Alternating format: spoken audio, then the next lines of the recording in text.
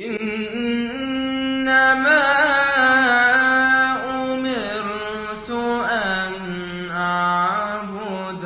رب هذه البلدة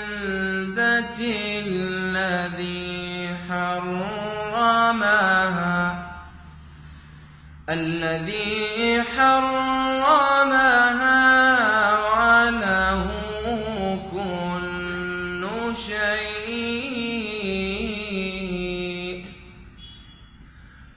وأمرت أن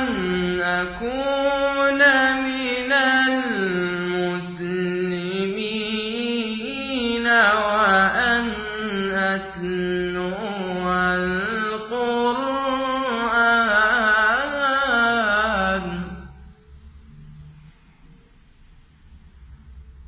وأن أتلو القرآن،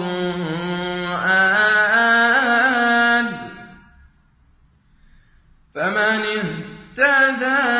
فإنما يهتدي لنفسه، ومن ضل فقل